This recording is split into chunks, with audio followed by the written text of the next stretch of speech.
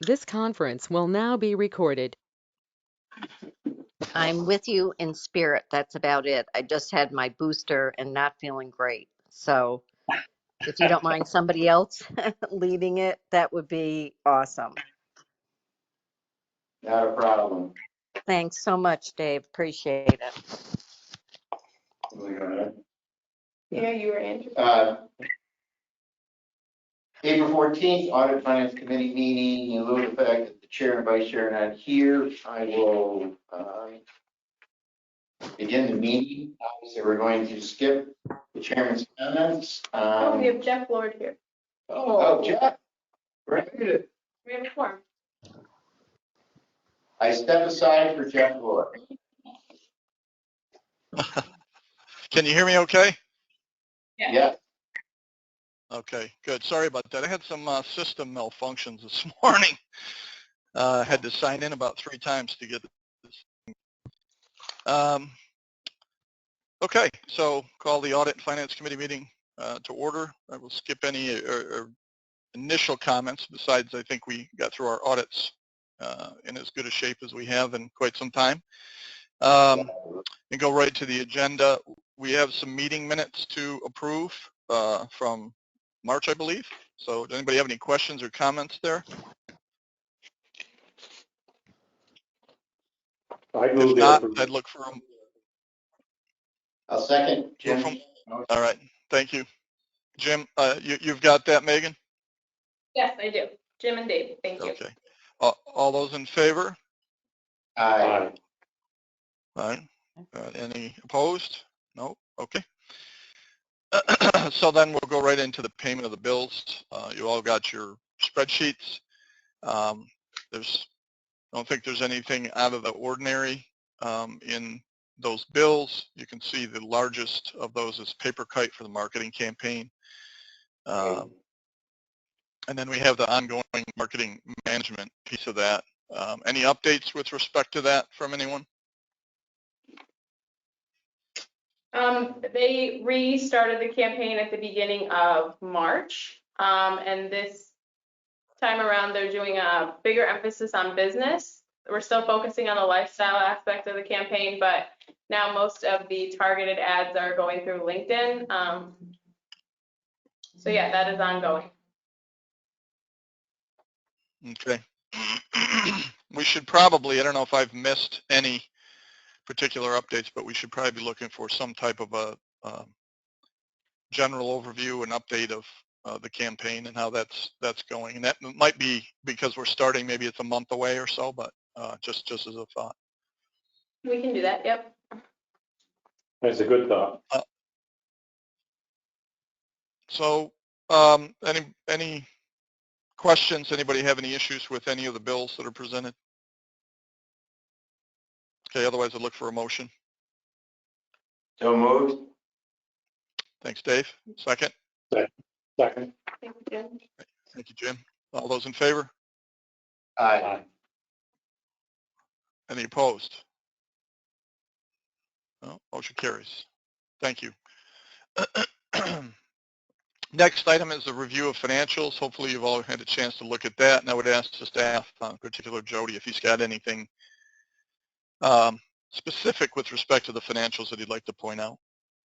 No, there's nothing unusual. The one thing I didn't have budgeted for was Paper Kite. For some reason, I left them off the list. Right now, we're about $63,000 in exceeding expenditures over our income. Once we voucher for the county's money, that'll even out. Okay. Any other comments or questions? No. All right. Thank you. New and unfinished business. We got a couple of items posted here. 27 Market Street discussion and the soccer club. So Jody, if you want to handle those. 27 Market Street. Last week, I got an email from the Community Development Office at the City of Oneonta asking for a letter of support for a grant they're applying for to tear down 27 Market Street. What property is that? Girls Ward Building. Oh, yeah, that, okay, I know it is that rather than the number of street. Yeah. Yeah, okay. And in their analysis of how they were putting together their financing, they had a commitment from Otsego IDA for $53,000. And I emailed her back and said, you have me at a disadvantage. I really don't know where that number came from. Well, what had transpired was the IDA had applied for a grant for back in 2016 for the food hub and innovation beverage hub. And we were actually, the IDA was awarded $3 million. It was supposed to be matched by a private developer for another $12 million. That developer, Kearney Development, he never materialized, and the project fell apart. But as part of that, the city applied for Restore New York grants, also for the site revitalization for the Susquehanna Regional Food and Beverage Center. And in October 3rd, the day the application was due, Delaware Engineering sent our chief operating officer an email saying they needed a match. And lo and behold, that same day, there was a letter signed committing to 10% of the project cost. Now, what's awkward is that all of the Jody, I'm sorry to interrupt. When you're saying something like there was a letter presented with a commitment for 10% of the cost, who is the letter from and who is it to? And what was the 10%? What did the 10% represent?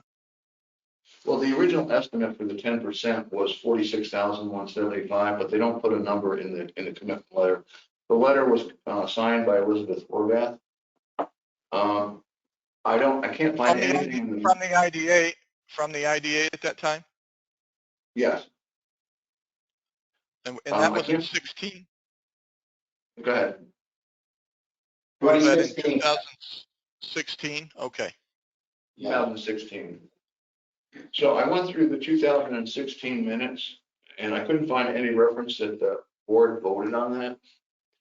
And also in the 2016 and 2017 budgets that were on our webpage, there's no, under non-operating expenses, there's no grants and donations, either 2016, 2017. And what I told the village or the city was that based on the state controller's review and guidance, that we are prohibited by law to provide grants or loans to any organization, whether it's for-profit or non-for-profit, unless it involves our project. And since this project, the food and beverage hub, never materialized, we don't have that project anymore. And so the city is saying, well, we have another project and that we have a developer that wants to build on that site. I said, yeah, but that doesn't involve us. So the city is still looking for $53,000 from us. I told them I would bring it up at finance, but I had Joe Scott look at it and he concurs that technically we don't have a project. He suggested rescinding that money at a board meeting, but I said there was never a resolution approving it by the board, so why would the board have to rescind it? So that's kind of where the discussion is right now. Can I see a copy of that? The word was pretty short. Yep. What month was that, Jody? What month? Yeah, was that, you say October? October 3rd, 2016. Almost, 5.5 years ago. Jeff, were you on the IDA 5.5 years ago? I was on the IDA board over 20 years ago. Oh, okay. You weren't at the meeting that they voted on the resolutions. I think I get trying to get projects done, but look, we were involved at that time in trying to develop a food and beverage center that was going to raise that building, and it was going to build a 2 or 3 story building that was mixed use. It had apartments, it had some college influence, it had all of these elements of it that we thought would be nice, nice economic development, nice mix of providing some housing. That project is gone. It turned into just raising the building as far as we knew, it was going to turn into green space. That was the last discussion. That 10% was when we were, exactly as Jody said, was when we were involved in that project from soup to nuts. Now, to me, it's if they're looking for something, it's a brand new request. It has nothing to do with that old project or that old letter of commitment. They can pose a new request and we would look at it as we would any new request. But if we're not involved and we're prohibited from doing it and legal counsel says that, then that's the answer. That's my opinion. No, I agree with you, 100%. No, I agree also, particularly in light of, apparently there was no board action here. I mean, it's just, there was a commitment made by a former employee here, but not the board. Plus the aspect, as you point out, that was tied to whatever commitment was made, right or wrong, was tied to a project that never got off the ground. And I'm with you. I mean, we want good things to happen, but why don't they make a new request to give us information on whatever project they have in mind there, and see if there's a role here for the IDA. Let me just ask you quickly. Did you say that they have actually applied for a different grant? Yeah, the original estimate for the demolition was something like $700,000. Right.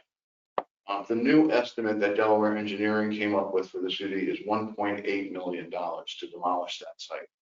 There would be some mitigation.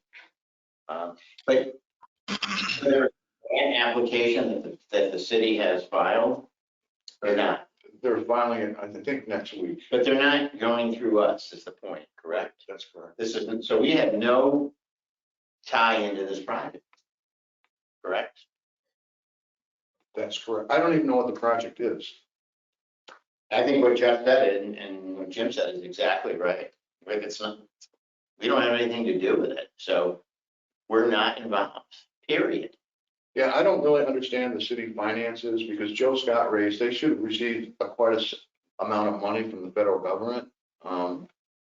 And I asked that and they said that they've received, I think, $750,000 so far, and they're expecting another $750,000, but that they're having real financial difficulties, they said.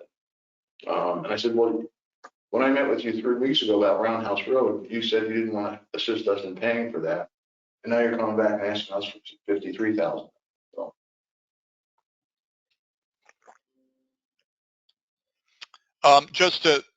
Because I'm not the beneficiary of looking at the letter that you guys have there, was there any specificity to what we were committing to and for a time frame and dollar amount and a project reference?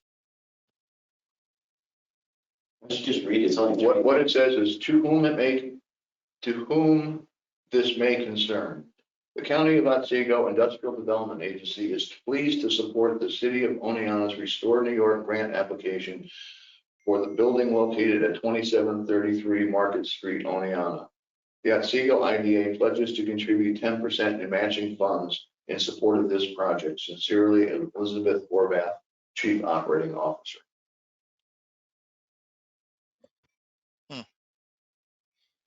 First of all, whoever drafted that letter did a shitty job, excuse my French, but to say 27 Market Street kind of leaves the door open for. I could try. Just That's not specific. It's just, that's there's a lot of problems with that letter, let's face it. Particularly But if it anyway, wasn't all.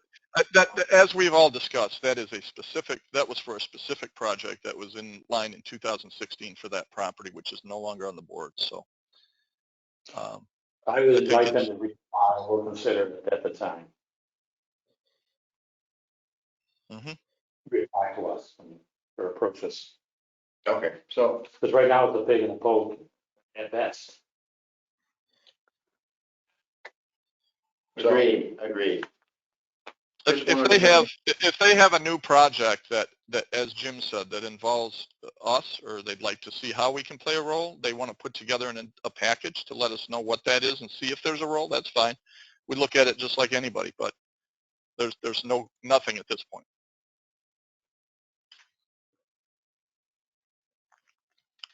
Andrew, you got any thoughts? Oh, I completely agree. I think this course of action is the right one too. Great. Patricia, is that Patricia on? Yeah, yeah. It sounds good. I think asking for a new proposal would make sense to understand. And Dave and I were at the meeting last week at the autumn where they're looking at major plans on Market Street, et cetera. It'd be nice to have some kind of presentation for where they're at, what funds they're using, so that we can be in partnership with them and kind of move forward, not backwards. And this to me is looking backwards at this point. We want to move forward with it. So I recommend that we invite them for a presentation. Good points, Patricia.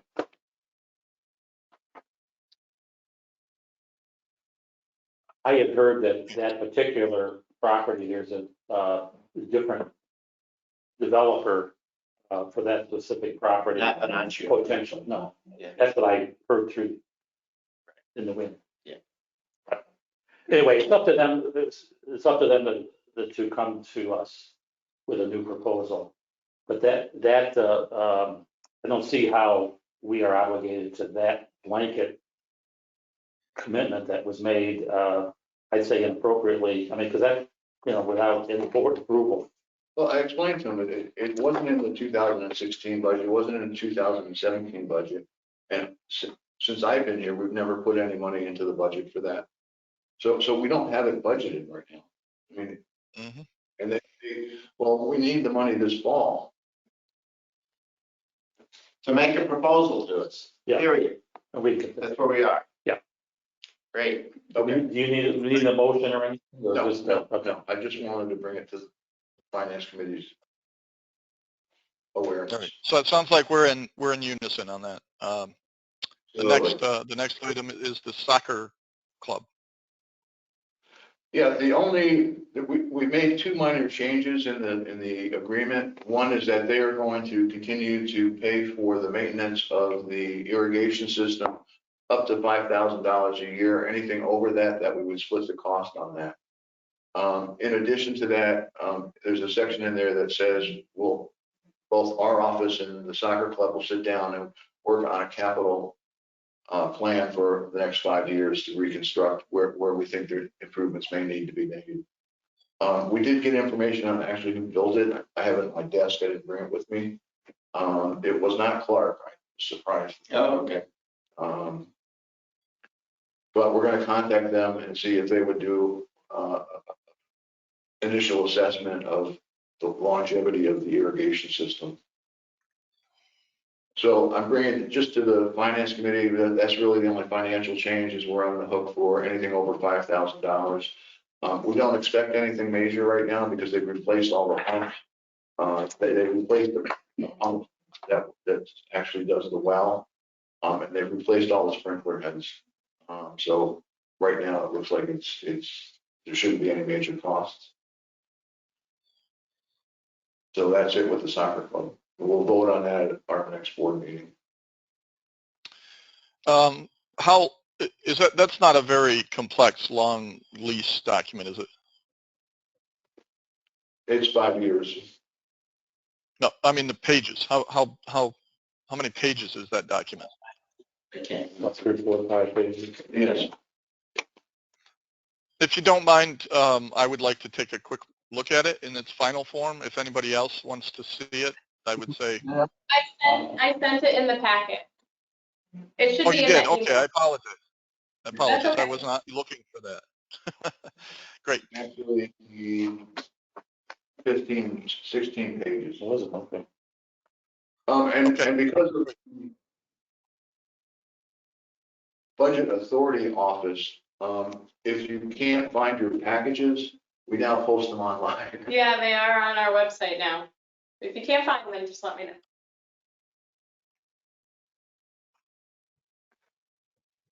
Okay, I think that's it, unless anybody has any other business. Great. Motion to adjourn? So moved. So moved. All right, thank you. What's next on our meeting here? We could do governance or budget. Have it next, governance next in the packet. You want to go to that? Yeah. It'll be a quick meeting. There's nothing really on the agenda. Up to approve minutes. Andrew? You want me to, I don't think I need to review the governance minutes, right? You just want me to make a motion to approve those minutes? Yes. Yeah, so I'll make a motion to, what's that, Dave? Or I was Jody? gonna make them up. Yeah, sorry. Great. I'll So second Dave it. and Andrew. Okay.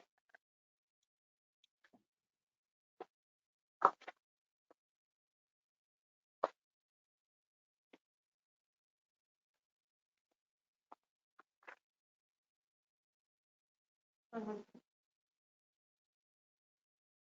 We need a vote, don't we, Nat? Yes. Can we vote on Yeah, accepting? sorry. Yeah. Do you want me to call for the vote or should the chair call for the vote? You're the chair. You're the chair. Okay, got it. Right, not the board chair. All those in favor? Aye. Aye. Aye. Motion for adjournment. Yeah, we can adjourn if no one has. So moved.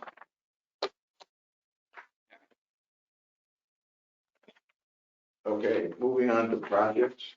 Andrew, do you want to run this meeting too? We don't have Cheryl, she's on vacation. Tom's at a doctor's appointment, so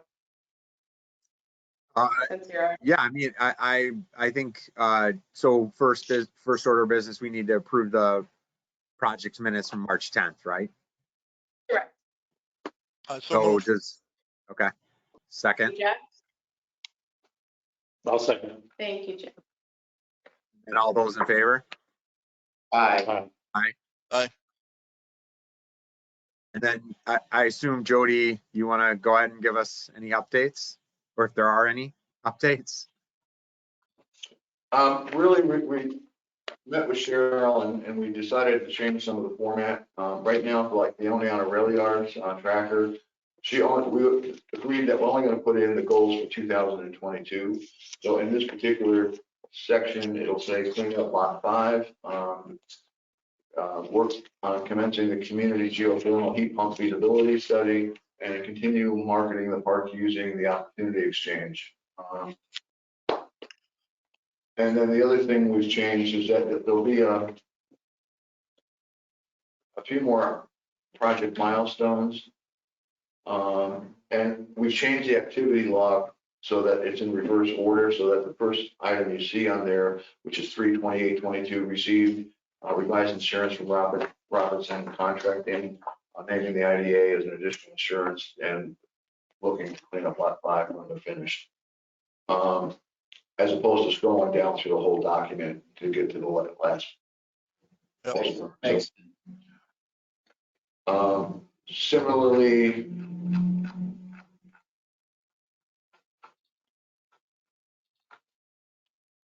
on Richfield Springs, this is now really just focused on the business park itself and not Andela, although she may be mentioned in there.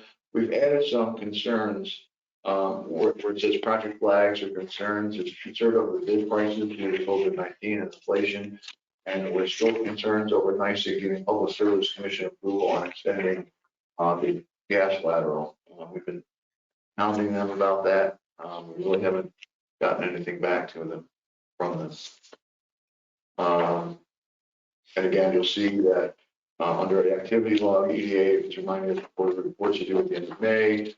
We've been asked NYSEG again on the 5th if they're working with the New York State Power Public Service Commission, and Barton this says that they're ready to bid it out, and so we're going to make a decision next week whether to go ahead and bid it out without the gas line and add it at a later date, or to include the old documents that we have in the bid documents that have the specs for the gas line.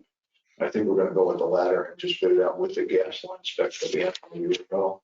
And if IC changes it, then we'll do a change order. Just a question. NICEAG was not going to install the gas line themselves. They were going to subcontract it, or the contractor that's running the water and sewer lines is going to do the gas line. They thought it would be cheaper if we did it because we'll already have the trenches open. Right. As opposed to them to do it. Right. So that was the recommendation a year and a half ago. Everybody in the gas division from a year and a half ago has left. They're all new people. So they're reevaluating everything. So who's paying for the gas line? Yeah. Okay. Those are nice big specs, I'm assuming. Well, Barton and the Judas are working with the gas. Yes. It makes, just from my experience, makes absolutely no sense not to, when the trenches are dug and they're gonna be deep, because you have water, et cetera, you definitely want the gas lines to go in at the same time, regardless. So, I think you bid it out with that, and then I don't know what you do if there's an issue with whether they're being allowed to extend those lines or not. Well, the thought is to extend the lines and just not connect them until they get permission. Okay.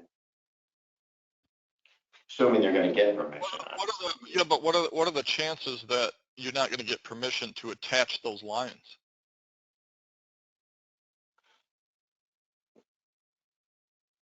This is the chicken or the egg theory, right?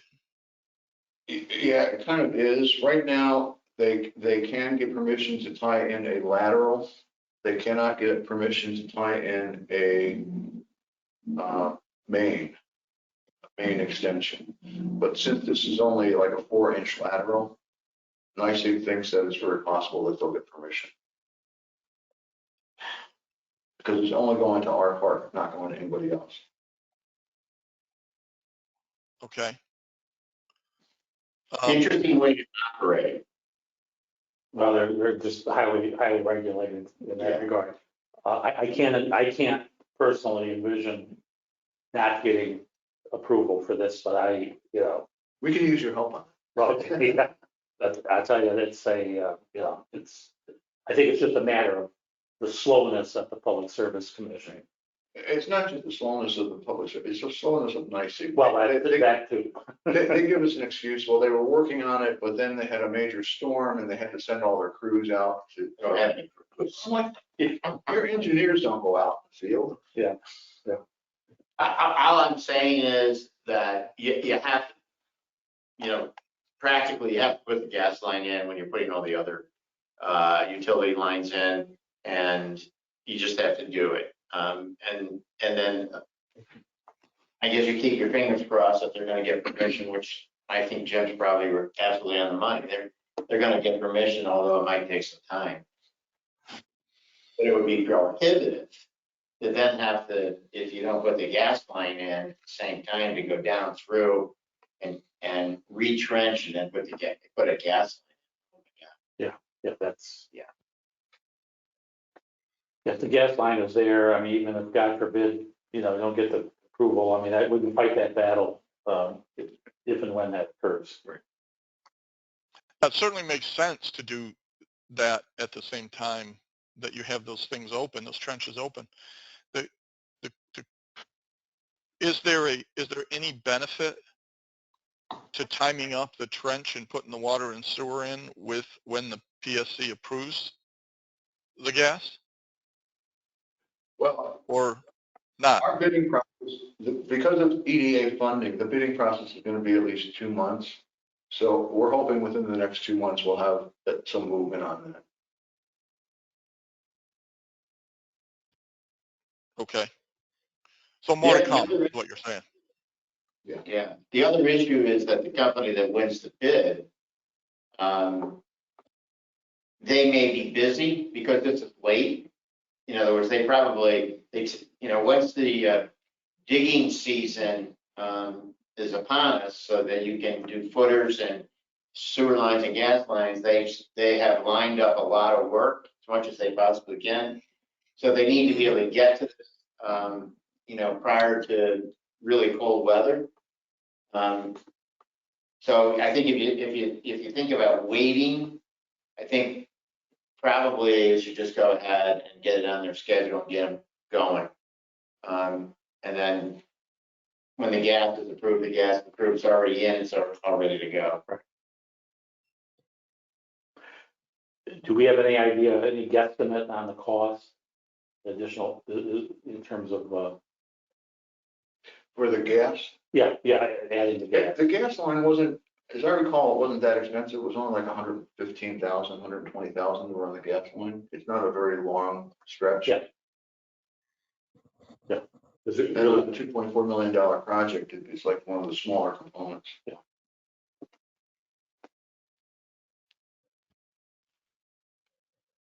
Okay. Okay, so moving on to my report. Really the only highlights in here are we did have to do some work with the Cooperstown Distillery. We had to submit a program income report for the village, minor thing. As everybody's aware, we have a meeting tomorrow at 2:45 on the Innovation Center. That's Senator Schumer's staff is coming for. The staff or Senator Schumer? Both.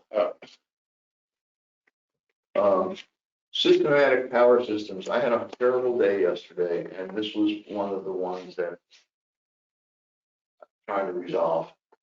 IOXIS, I was finishing up the grant application for IOXIS, and have about 3/4 of the required documents in, and the system froze on me. And I think what it is that you only have 60 days to do the final application, and that was probably at 3 o'clock yesterday was the cutoff date for my 60 days. So I requested their staff to reopen it for us. And the reason it's taken so long to do that grant application is that we originally scheduled to do a public hearing on the project with the town in February. Well, actually, it was originally scheduled for January. The new town supervisor and the new town clerk said, well, we can't take it for January because we have to set our agenda. So earliest we can do it is in February. When the town clerk ran the ads that we prepared for, he only advertised it for 10 days, I think, or 5 days. And it requires like a 20-day notice under community development regulations. So we had to push off the public hearing then until March.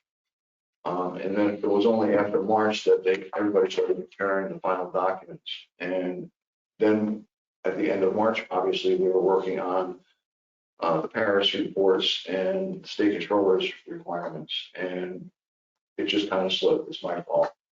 But I'm trying to rectify that today.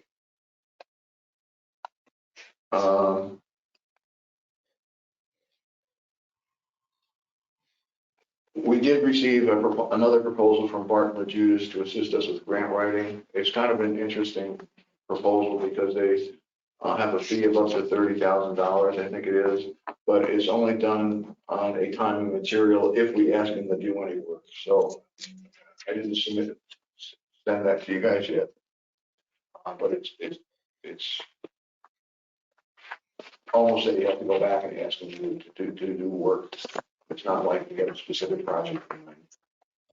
The soccer fields we talked about, Paris reporting, all the Paris reports were submitted about 4 days late because we didn't get the audit until late, and we had to have it approved by the board, but they are all in.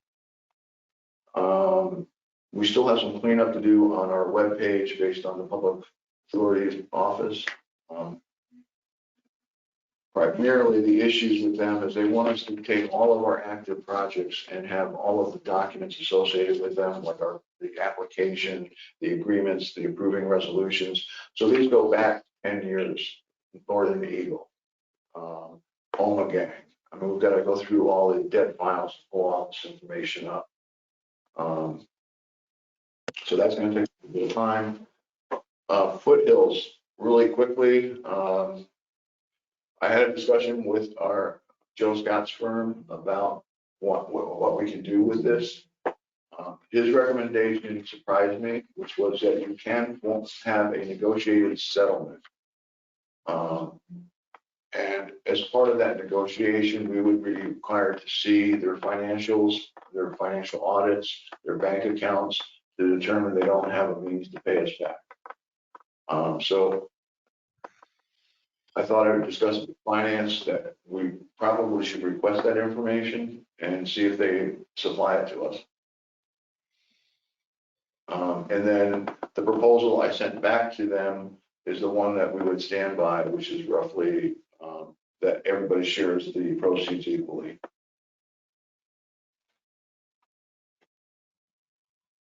Well, Mike, you're spot on. We should, if legal counsel suggests in order to facilitate a negotiated settlement, we should have the financials and we should request it. So I'll proceed to look at that from them. And then on April 20th, we are having a public hearing on Robert Hickey's proposed softball fields. It'll be at 10 o'clock at the town hall in Hart.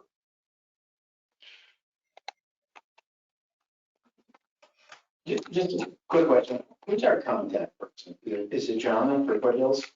Yes. Okay.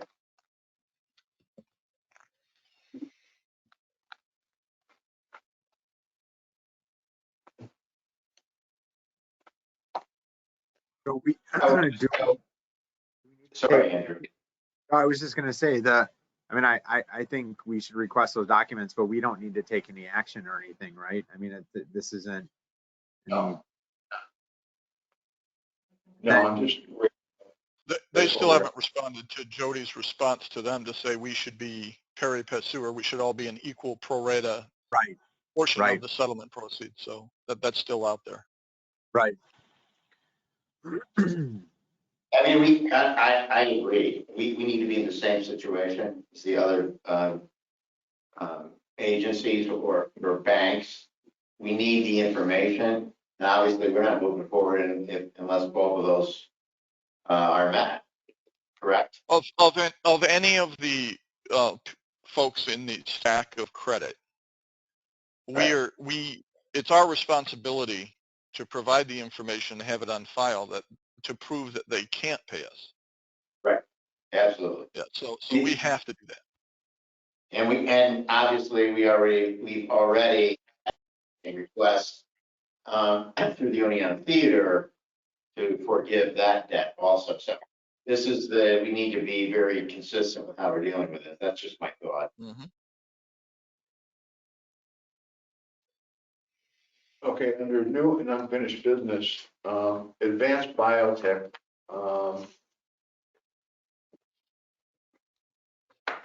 This again gets back to where sometimes, even though you have a good attorney firm, they don't really understand IDA statutes. And they didn't advise their clients adequately on what was going into the application. Basically, in our application, we have a section that what are your anticipated benefits going to be?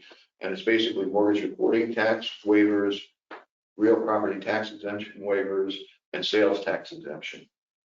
Now, in the case of, and what we're requiring now for real property tax, we're asking everybody to go to the local assessor and get a revised assessment of what how it's going to reassess it, and then we can assist them with calculating the real property tax abatements. On sales tax, it's pretty simple. You just say how much equipment you're buying, and that's, So what they did in their application was they said that they were going to save $80,000 in sales tax.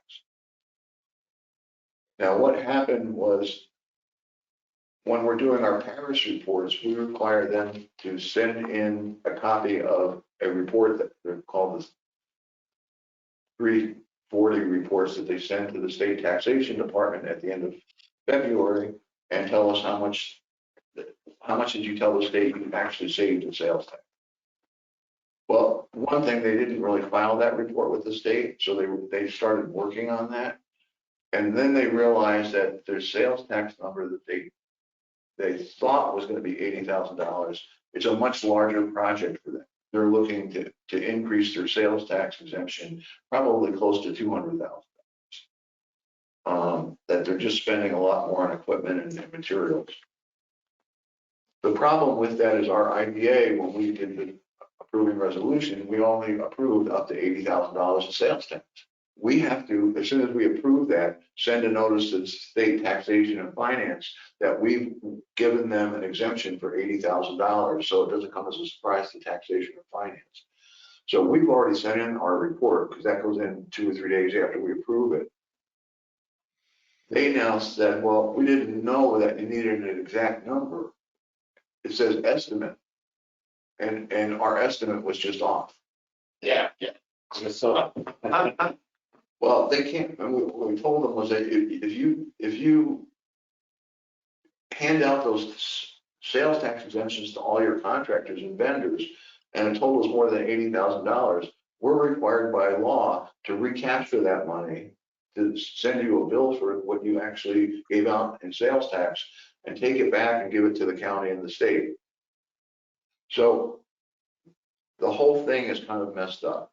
And the only way we can resolve this is, and we asked them to send a letter detailing why there was an issue, what the issue was, and that in the near future, we're going to have a revised public hearing on this and discuss giving them another sales tax exemption, a higher amount. So that's the reason this is on the agenda, just to explain what's going on with that. Does anybody have any questions? Is there any issue with their counsel at this point? No, they were using Hidman Howard and Cattell out of Binghamton because they were looking for a local attorney. Their attorney in New Jersey seems to be much more astute at doing this, and he recognized the issues and drafted the letter. I see. So we're trying to fix it for them. That was just a honest mistake. They have a project manager who's never done this before, and to be honest, the attorney at Hidman Howard and Cattell was not well versed in IDA or tax policies. It was more of an attorney who deals in real estate closings.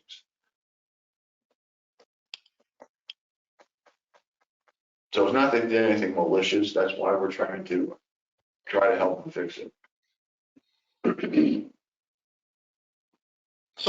So Jody, is this more or less, if they're going to change the figure at this point, it has to be kind of a start over? Yes, to a certain extent, that's correct. Because we do have, there'll be greater benefit than $100,000 that we're going to give them. So we actually have to hold another public hearing on this and advise all the tax constituencies again. Okay.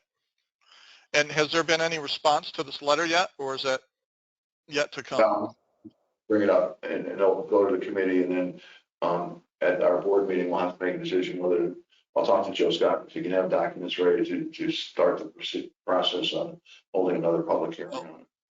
It's my opinion that anytime you receive a correspondence from legal counsel, that we should respond with a correspondence from our legal counsel that addresses the particulars in not in detail, but an appropriate response. Because if you I read the second line or the second paragraph first sentence implies that we told them to put that number in there.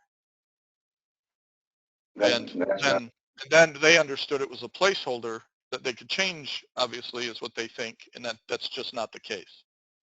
Right.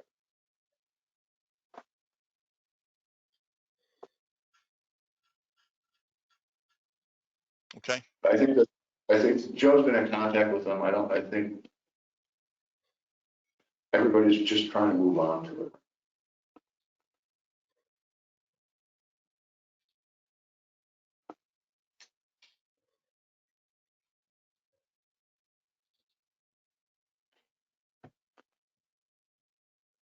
What's next?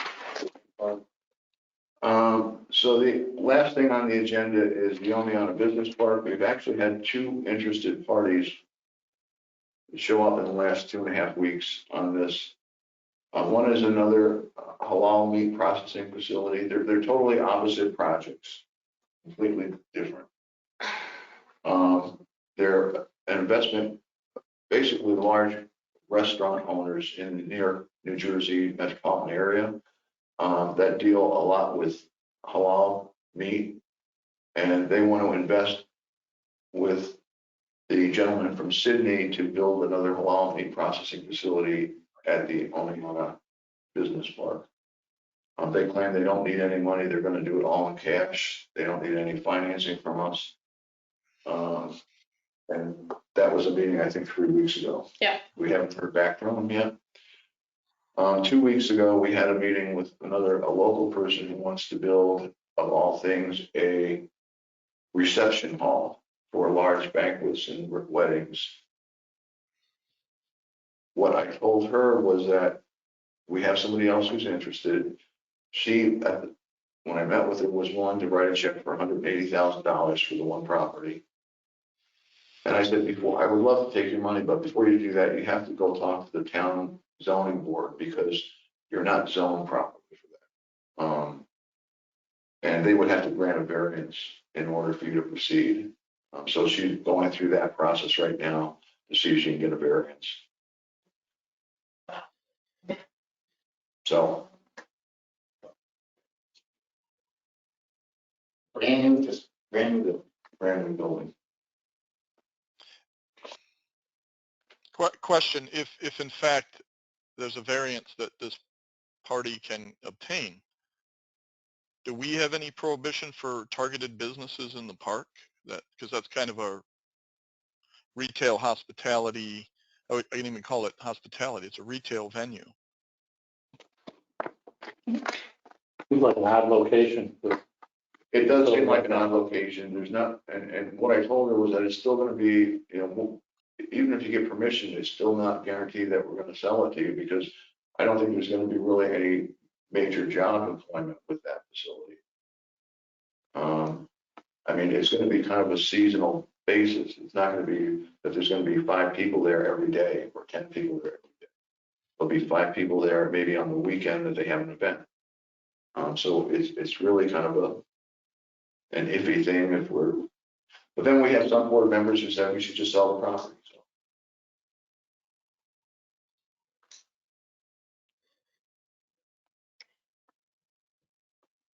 Now the halal meat processing facility, I think they're only talking about 15 jobs as well.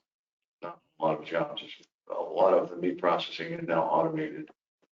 Is it 15 full-time? They are 15 full-time jobs. They pay well. That's kind of right down the strike zone for us, isn't it? I would say, yeah. The other will be very erratic employment. We'd take businesses with 15 employees, full-time employees that are good paying jobs all day long. Exactly. Yeah. Well, if this other individual on the event center, I mean, if she's running around with a checkbook with 180,000 in it, ready to write a check, I mean, it seems like there'd be other locations we could steer her to. For some reason, she's fixated on this site because I think it's got visibility from I-88. Interesting. So we'll hopefully be back with one of these. Which will hold a reception in a business park. Well, the one thing she asked me was if you could smell the sewage plant, because it's right across the highway. And I was like, well, I don't know. You might in August or July if you have a wedding there, so could hinder something. I think the reason that she was looking at this site as opposed to other sites is that it's got ready access to water and sewer, where a lot of other vacant property doesn't have that. Yeah, that does hold back other properties. It's also a venue that needs a lot of, so that they need a lot that's large enough to maybe park 75 to 100 cars. Yeah. So. Well, the other side of it too is, as you guys probably all are aware, everybody in this market you know, everybody's property has become extremely valuable. And so even if you could find a competing property, my guess is owners of competing properties are expecting a much higher um, sales price than they may have ordinarily. So I don't know how that would stack up with us, but Yeah, and it's an odd time because when we go out with appraisers, we're noticing this in the finance side of things. When we go out and get appraisals on projects, the appraisers have kind of got the pendulum effect where they think rates are rising, recession could be coming, inflationary trends. So we're seeing more and more where appraisals aren't necessarily coming in as high as you would think they would. Conversely, when people are selling properties, entering into contracts, they're getting oftentimes list price or more and higher than we've seen in years. So it's a little bit of a contradiction going on, but that may be, you know, part of the issue because we typically, we sell our property based on market value, right? Mhm. Yes. what's the size of that? I think it's just over 3 acres. Okay. Is that the last remaining? No, it's not. I think we have 5 lots still left in there. It's So like it's the smallest lot, yeah. But she's also interested, she would like to work a deal to buy the next lot in the future, which is, I think, 230,000 or something. But didn't the halal one want the big one? So wouldn't it be a separate one? I'm not sure that you can put a wedding reception. Well, but I mean, obviously you wouldn't want your wedding reception next to a slaughterhouse. I'm just saying, and I don't recommend. I don't know, I can make an analogy there that works really well. But I do think that they were two different properties next to each other that they wanted. Yeah, the problem, you're correct, they raised that they would like the larger property. The problem with that is that they're too close to a residential house.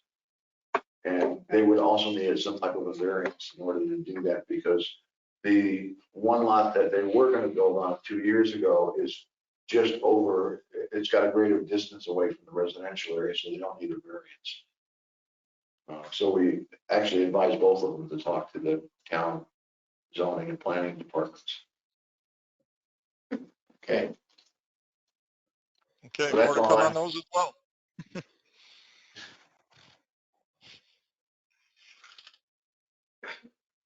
can we, and I don't know whether we need it, can we do an executive session out of a committee meeting or not? Yeah, we have in the past, yes, and you have more. About Oh, what well, we- you don't have Patricia anymore. We- That we don't have quorum. Yeah, okay. Can we move into an executive session to discuss property where the price may be affected? You don't have a quorum. Yeah, that's a problem. You only have 4 members. Patricia left. So we can't You have a may- formal executive session. Correct. So what you're Correct. saying? Okay, so why don't we, or if we're done with this, why don't we adjourn? Motion to adjourn. I'll make the motion. second. All right, second. Thank you. Are we done recording,